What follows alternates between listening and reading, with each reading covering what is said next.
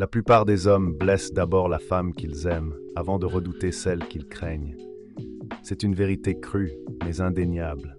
Il y a 5 siècles, Niccolò Machiavel a mis en lumière une réalité que beaucoup refusent encore de voir.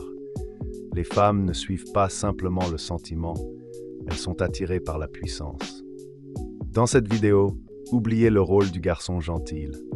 Ici, on va explorer comment devenir cet homme dont elle ne peut s'empêcher de penser. Non pas parce que vous la courez, mais parce qu'elle ressent une force mystérieuse qui la tient sans qu'elle comprenne pourquoi. Ce n'est pas une leçon d'amour traditionnelle, mais une plongée dans les mécanismes cachés qui gouvernent le désir. Machiavel ne nous donne pas de conseils romantiques, mais des stratégies de maîtrise psychologique. Prêt à découvrir ce jeu d'influence qui se joue derrière les apparences? Alors, commençons. C'est cette posture qui vous donne du pouvoir. Alors que beaucoup s'effondrent, s'excusent, suppliant à la moindre fuite, vous restez ferme, immobile. Elle sent que vous êtes différent, que vous ne pouvez être manipulé facilement. Elle comprend que votre amour n'est pas à prendre à la légère. Elle sait que si elle vous manque de respect, vous vous éloignerez. Cette peur de vous perdre, ce sentiment de ne pas être suffisante pour vous, devient une obsession discrète, plus forte que n'importe quelle flatterie. Cette dynamique ne repose pas sur ce que vous donnez, mais sur ce que vous gardez. Dans un monde où beaucoup cherchent désespérément à être aimés, vous devenez l'homme qu'elle redoute de perdre.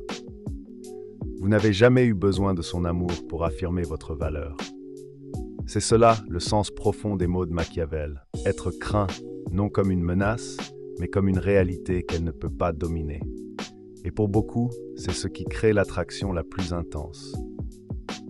Niccolò Machiavel affirmait qu'il est plus prudent d'inspirer la crainte que d'être aimé.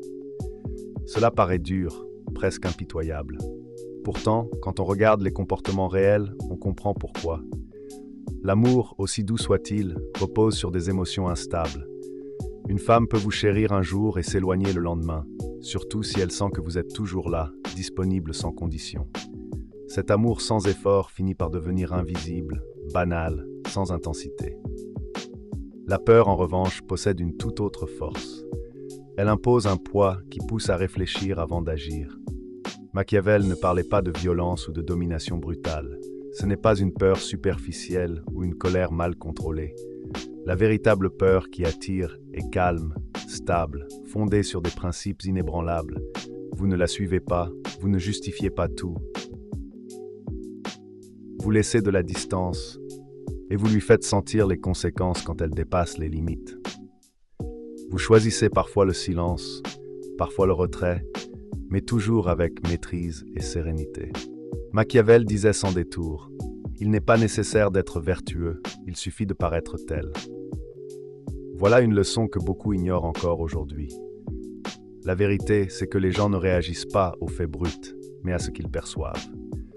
Peu importe que vous soyez fidèle, honnête ou brillant si votre langage corporel trahit un manque d'assurance. Une voix hésitante, une posture fermée, un regard fuyant, tout cela efface votre valeur aux yeux des autres. L'attraction ne naît pas de la logique, mais de l'énergie que vous dégagez. Les femmes ne retiennent pas chaque phrase, elles captent votre présence, votre manière d'être, quand les choses deviennent intenses, votre silence qui en dit long. C'est dans ce contrôle de soi que réside votre véritable force.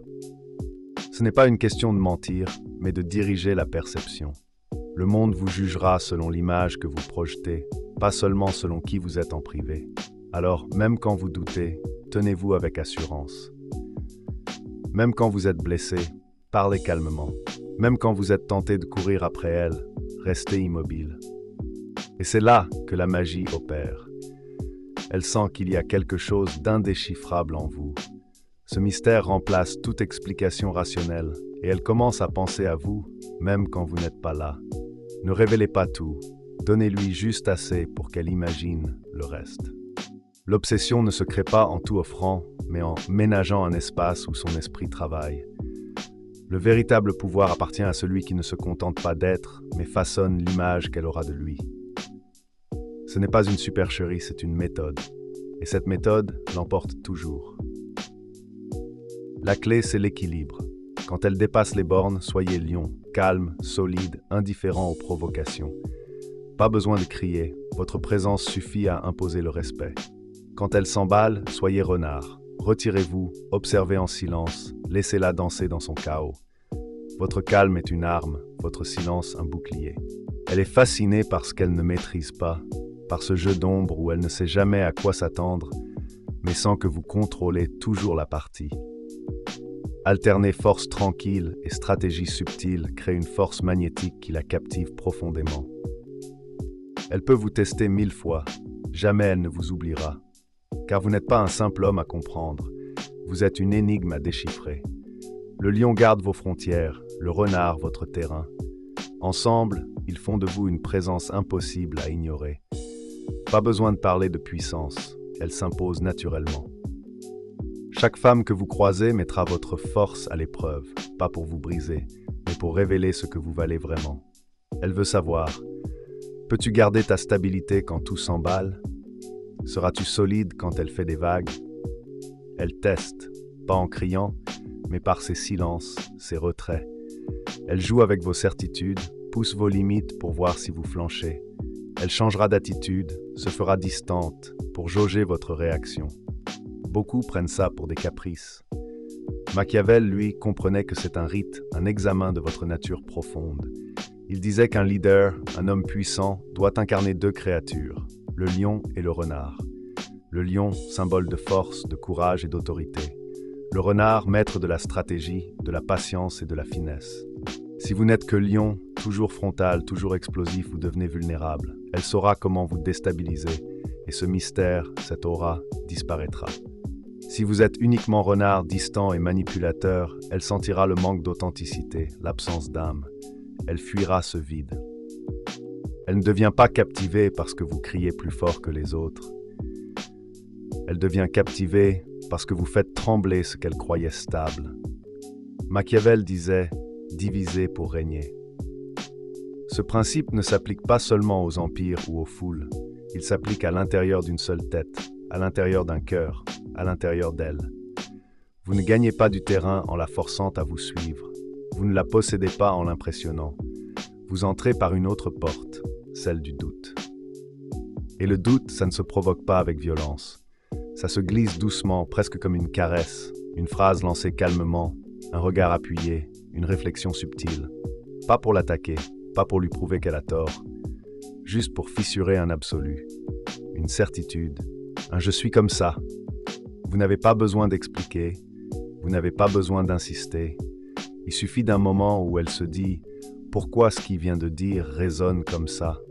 Et voilà, ce n'est plus vous contre elle, c'est elle contre elle-même. Et cette guerre-là, vous n'avez pas besoin de la mener. Vous n'avez qu'à l'observer. Un esprit divisé cherche une issue. Et dans ce flou intérieur, votre voix, votre regard, votre calme deviennent des points d'ancrage. Vous ne poussez pas, vous ne forcez rien. Vous devenez juste celui qui reste solide pendant qu'elle vacille. C'est ici que naît l'influence profonde. Pas quand elle vous obéit, mais quand elle commence à se poser des questions qu'elle ne se posait pas avant vous. Quand elle sent que quelque chose a changé, mais qu'elle ne peut pas l'expliquer. Ce n'est pas de la manipulation, c'est une forme d'élégance stratégique. Vous ne prenez pas le contrôle, vous laissez le contrôle venir à vous, parce que vous n'avez pas forcé l'ouverture. Vous avez juste su où regarder. Quand elle dépasse vos limites, vous ne dramatisez pas, vous tranchez. Pas de longues explications, pas de discours sur le respect, pas de jeu d'émotions. Juste un retrait net, brutal dans sa simplicité. Le genre de silence qui ne donne rien à contester, rien à négocier. Et c'est là que le vrai impact commence. Parce que le cerveau déteste le vide. Et dans ce vide, elle projette, elle analyse, elle s'agite, elle cherche la faille, mais il n'y en a pas. Machiavel l'avait compris. La douleur doit être immédiate. La récompense, elle, doit être lente. Pourquoi? Parce que la douleur brutale marque l'esprit. Elle coupe profondément, elle ancre la conséquence, alors qu'un flot constant de récompense, lui, perd sa valeur. Il devient du bruit.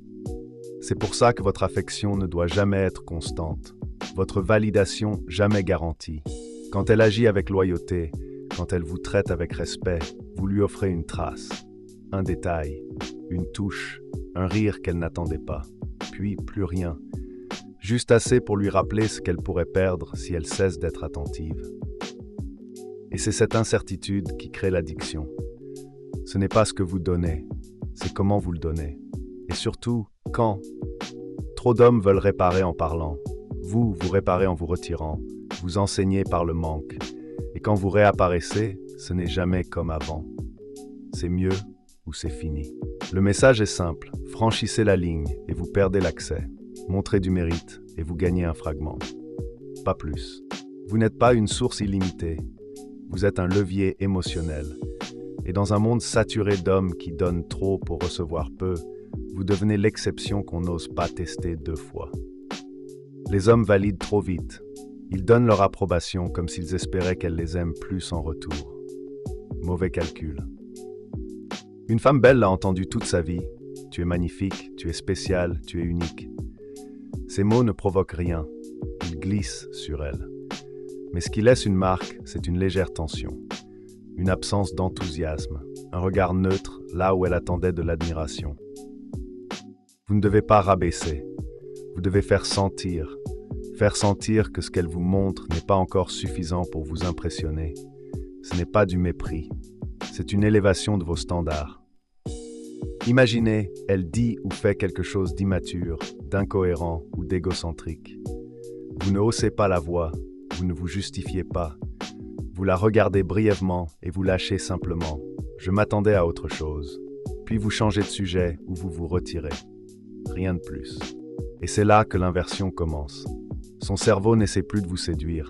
Il essaie de comprendre ce qu'elle a mal fait, ce qu'elle a perdu, et surtout, comment le récupérer.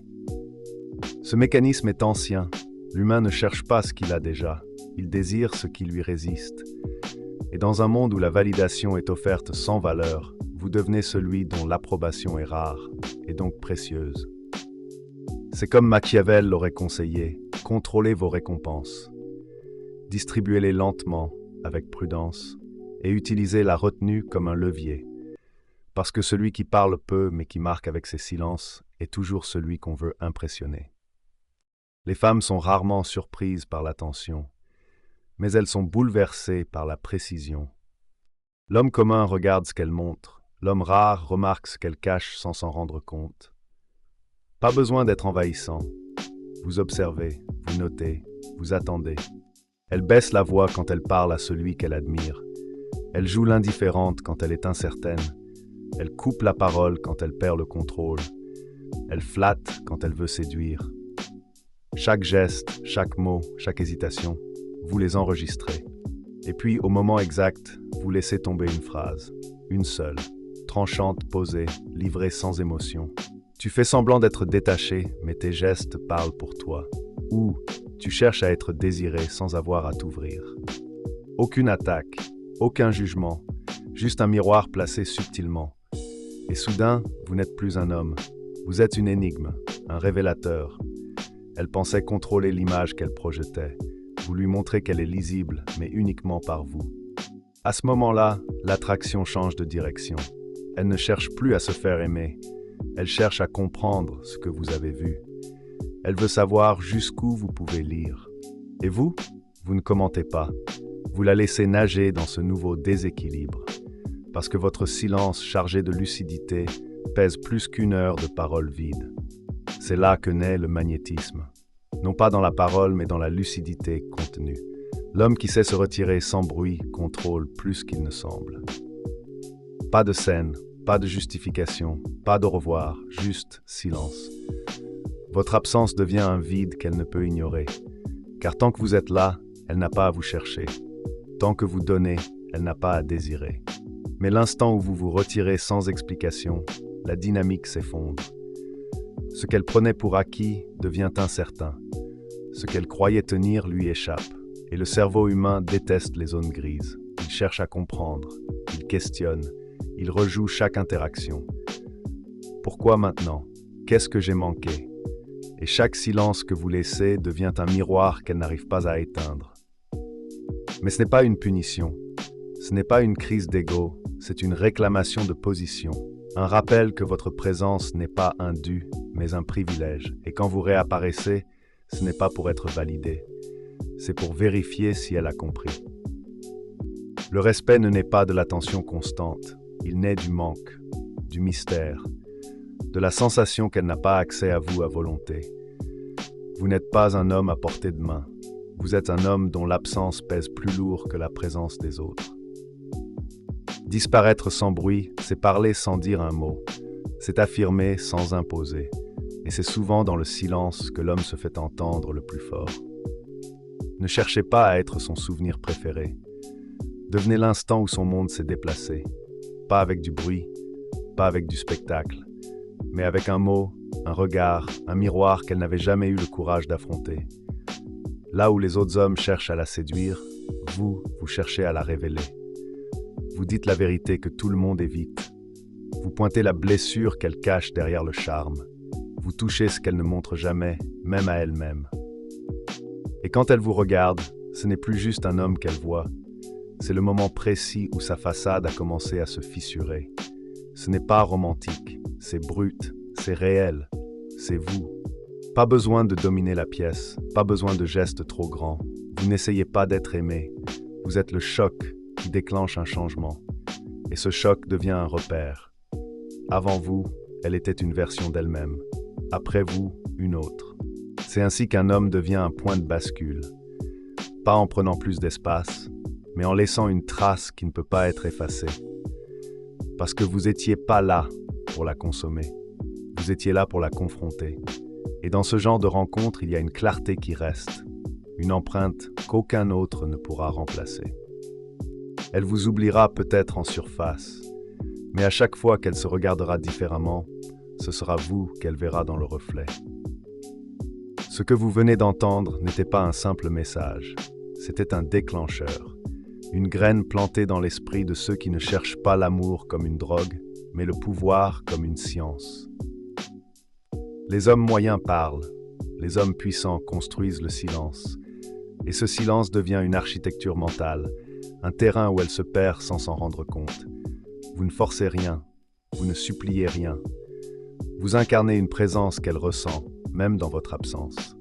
Rappelez-vous, ce n'est pas une stratégie d'ego, c'est une méthode, une façon d'exister, de prendre le contrôle, non pas en l'arrachant, mais en le rendant inévitable. Alors si ce que vous avez entendu a résonné, si une partie de vous s'est souvenue de ce qu'elle avait oublié d'être, comment et préparez-vous. Parce que ce qui vient ensuite n'est pas un jeu de séduction, c'est un système. Un système pour ceux qui ne veulent plus jamais supplier pour l'amour, mais qui veulent incarner ce que l'amour cherche inconsciemment.